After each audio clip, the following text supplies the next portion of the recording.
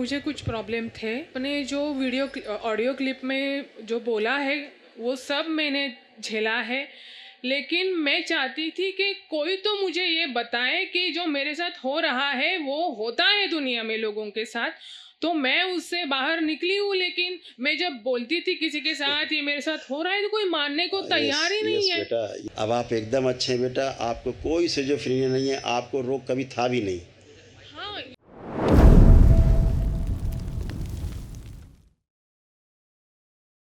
कोटि प्रणाम गुरुदेव। खुश है बेटा, प्रसन्न रहिए।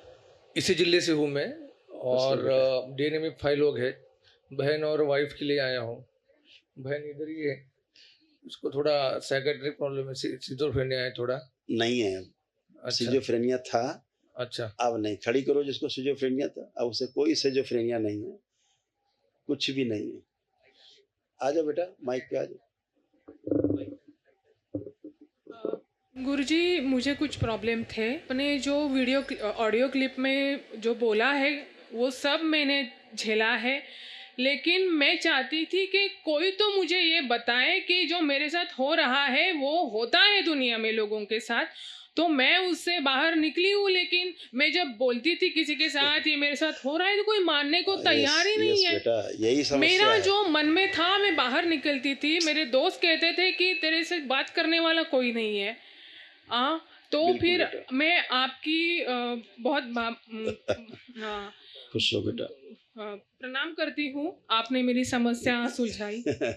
अब आप एकदम अच्छे हैं बेटा, आपको कोई सिजोफ्रेनिया नहीं है, आपको रोग कभी था भी नहीं। हाँ, ये मेरी 15 साल पहले मेरे फादर गए हैं और मेरे फादर बहुत स्ट्रिक्ट थे। उन्होंने कभी मुझे बाहर नहीं कुछ करने दिया। मैं उन्हीं संस्कारों में जी रही हूँ, लेकिन ये कोई समझ नहीं पा रहा। बिल्कुल बेटा, ऐसा ही था, क्योंकि कहते मुझे नहीं पता कि है, मेरे दोस्त मुझे कहते हैं। जी, तो कहते हैं ना, जिसको जब तक स्वयं को कष्ट नहीं होता है वो दूसरे का कष्ट नहीं समझ सकता है ना। तो आप इसी प्रकार से जी रही थी कष्टों में। ये लोग नहीं, क्या कोई नहीं समझ सकता, केवल हंसता है, भैया कहता नाटक कर रहे हैं, है ना। बोलेंगे नाटक कर रहे हैं, अरे वो काम नहीं करना ना, इसीलिए वो पड़े पड़े सोती है, वो ये करती। वो जिसको कष्ट होता है वो जानता है अपने कष्टों के बारे में। ये जो समस्या है मानसिक बेटा, ये दरबार की कृपा से एक दिन में ही नष्ट होती है। आप जैसे ही दरबार से जुड़े एक दिन में सब नष्ट हुआ आपका। हैं, अब लग रहा कोई आपको सिजोफ्रेनिया है? नहीं है, कोई भी नकारात्मक शक्ति नहीं बेटा। ये सब स्मृतियाँ होती हैं बाहरी। आप अच्छे से जीना चाहते हो, हर आदमी अच्छे से जीना चाहता है, बाहरी स्मृतियाँ जीने नहीं देती।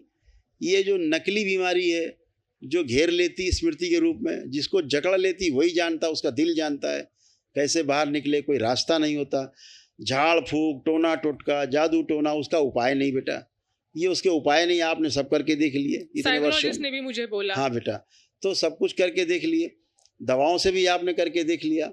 ना तो दवाओं से जाने वाला ये रोग है और ना ही ये झाड़ फूक, टोना टोटका, जादू टोना से जाता है, या और बढ़ जाता है औषधियों से भी, और ये नकारात्मक लोगों के पास जाने से और बढ़ जाता है। जब आप वैदिक प्रक्रिया से जुड़ते हैं, भोलेनाथ से जुड़ते हैं, सीधे माँ से जुड़ते हैं, एक दिन में, एक क्षण में सब समस्या समाप्त हो जाती है। जैसे आप बिल्कुल निर्मल होकर खड़े हो।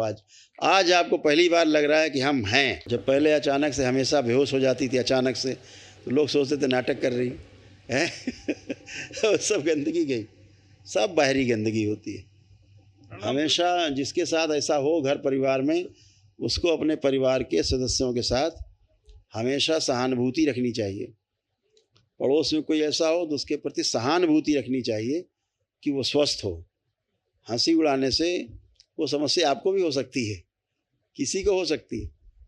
तो कोई ऊपर से लिख के नहीं आया, उसके हाथ बंधे रहना, पैर बंधे रहना, लगता है कुछ कर नहीं पाएंगे, कर नहीं सकती थी, ऐसे उसका जीवन नरक था। और जहाँ जहाँ झाड़ फूक कराने गए समस्या बजाय घटने की ओर बढ़ जाती है। तो इन सब से हमेशा बचना है, सबको दूर रहना है।